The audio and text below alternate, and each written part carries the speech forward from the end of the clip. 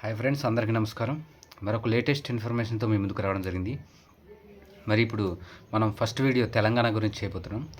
ఇది తెలంగాణ పంచాయతీ ఎన్నికలు మరి 3 విడతల్లో ప్రభుత్వం అనౌన్స్ చేసిన తర్వాత ఈరోజు 11వ తారీఖున మరి మొదటి విడత ఎన్నికల్లో మరి కాంగ్రెస్ పార్టీ విజయ దుందుబి మరి మోగిస్తుంది. అలాగే మొన్న చూసుకుంటే జూబ్లీ హిల్స్లోనూ దాదాపు 20,000 మెజార్టీతో మరి కాంగ్రెస్ పార్టీ గెలవడం జరిగింది. ఆ తర్వాత మరి అదే స్ఫూర్తితో రేవంత్ రెడ్డి నాయకత్వంలో మరి ఇంకొంత నాయకత్వంలో మరి కేబినెట్ మంత్రులు మరి చాలామంది వారి నియోజకవర్గాల్లో వారి జిల్లాల్లో వారి నాయకత్వంలో మరి పంచాయతీ ఎన్నికలకు మరి ప్రభుత్వం వెళ్ళడం జరిగింది. ఈ యొక్క ఫస్ట్ పేజ్లో అంటే ఇప్పటి వరకు నేను వీడియో చేసే టైంకు ఆల్రెడీ 4,230 గ్రామ పంచాయతీల్లో మరి ఈరోజు పోలింగ్ జరిగితే దాదాపు ఇప్పటికే మరి కాంగ్రెస్ పార్టీ 50% వరకు మరి ఇప్పటి వరకు గెలుచుకోవడం జరిగింది. అయితే ఇది కాంగ్రెస్ పార్టీ ఈ యొక్క లీడ్ కొనసాగితే మాత్రం దాదాపు 75 నుంచి 80% మరి పంచాయతీలను కైవసం చేసుకోవడానికి అవకాశం ఉంది.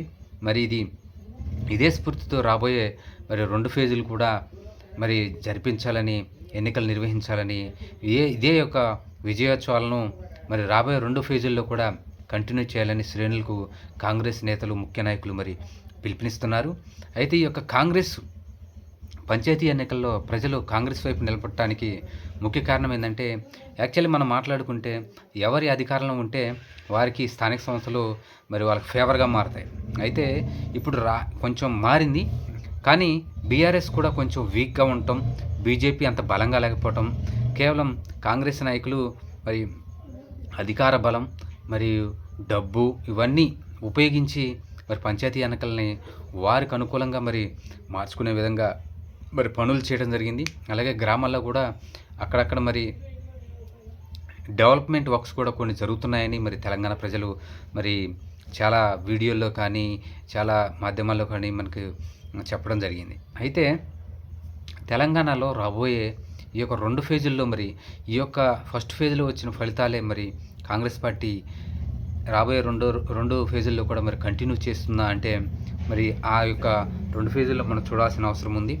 అయితే రేవంత్ రెడ్డి గారు శ్రేణులతో మాట్లాడుతూ, అంటే జూబ్లీ హిల్స్ ఎన్నికలైన తర్వాత కాంగ్రెస్ శ్రేణులతో మాట్లాడుతూ, మన లక్ష్యం ఇప్పుడు ఈ 3 ఫేజులు అయిన తర్వాత ఖచ్చితంగా రాబోయే జెడ్పీటీసీ కానీ ఎంపీటీసీ కానీ ఎలక్షన్లు కూడా మేము ఖచ్చితంగా 70 నుంచి 80% గెలవటం అని స్టేట్మెంట్ ఇవ్వడం జరిగింది. అయితే అక్కడ తెలంగాణలో మరి బీఆర్ఎస్ చాలా రోజుకు మరి వీక్ అయిపోతుంది. మరి దాన్ని భర్తీ చేయాలని బీజేపీ ప్రయత్నిస్తుంది. కానీ మరి బీజేపీని నమ్ముతారా లేదా అనేది ప్రజలు మరి పోయిన ఎలక్షన్లోనే, అంటే లోక్సభ ఎలక్షన్లోనే దాదాపు బీజేపీకి ఎక్కువ ఎంపీ సీట్లు గెలిపించడం జరిగింది తెలంగాణ ప్రజలు. మరి అదే స్ఫూర్తితో మరి తెలంగాణ కూడా తెలంగాణలో బీజేపీ మంచిగా పనిచేస్తుంది. అయితే అంతకంటే మరి కాంగ్రెస్ పార్టీ చాలా గట్టిగా ప్రతి గ్రామంలో మరి కేడర్ గట్టిగా ఉండటంతో ఈ యొక్క పంచాయతీ ఎలక్షన్లను ప్రతిష్టాత్మకంగా తీసుకొని కాంగ్రెస్ పార్టీ మరి చాలా వరకు 70 నుంచి 80% గెలిచే అవకాశం ఉందని తెలియజేస్తున్నాను. Thank you.